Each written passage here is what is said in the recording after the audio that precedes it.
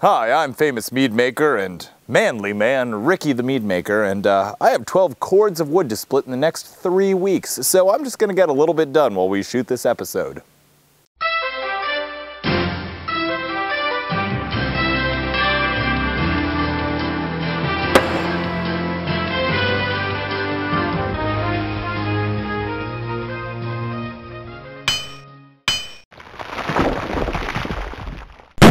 Welcome to Ask the Mead Maker, where I, Ricky the Meadmaker, answer your questions about mead making, mead drinking, mead brewing, and really any question you're willing to send to me. Our first question this week comes from Ed. And Ed has been brewing batches of my mead based on our recipes online. And he wants to know if he can get them shipped to Iowa. And the answer is, no, Ed, I'm sorry. The only place we're available is Vermont.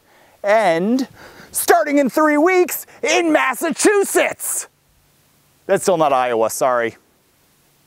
Our next question comes from Christopher, who has a dog that has been sniffing outside of his brew closet, and he wants to know if his dog knows something about his mead that he doesn't. The answer is, if your dog knows something that you don't, he certainly knows something that I don't.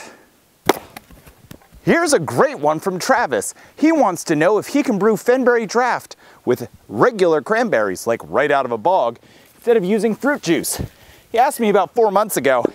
Travis is local, and I showed up at an event, and he had his fenberry clone at it, and it was awesome. So the answer for all of those who want to know, Nordic Farmhouse and fenberry draft can be brewed with almost any type of cranberry. Jesse's got a question that I like to answer as many times as possible. He's been reading online and wants to know if all those really complicated mead making recipes, the step additions and all the nutrient nonsense is absolutely necessary, because he found a recipe where all you do is put honey, some raisins, and maybe orange juice, and you shake it up and put an old balloon over it. Is it really that hard? The answer is, start with the complicated way and keep making it easier till your mead is gross. Or start with the simplest way and keep doing it better till your mead tastes good. Our last question this week comes from Aaron. And Aaron wants to know, if we ferment to ABV tolerance, that means does our yeast go all the way up to the maximum alcohol content that it can handle? If so, do we do anything special to harvest that yeast? Do we wash it like a lot of brewers do? And the answer is, I asked one of my friends, a brewer up here in Vermont, how he washes his yeast. And he started talking to me about their yeast protocol.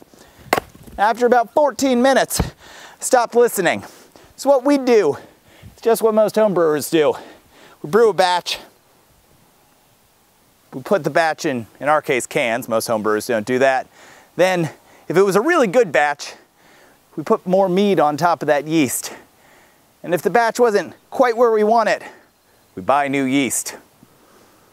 That didn't even take 4 minutes to say. So that's our process. Not saying it's the best one, but it is what we do at Meadery. So that was our last question this week. I'm going to get to work on that. Keep sending your questions and I'll get to them as soon as possible. Cheers.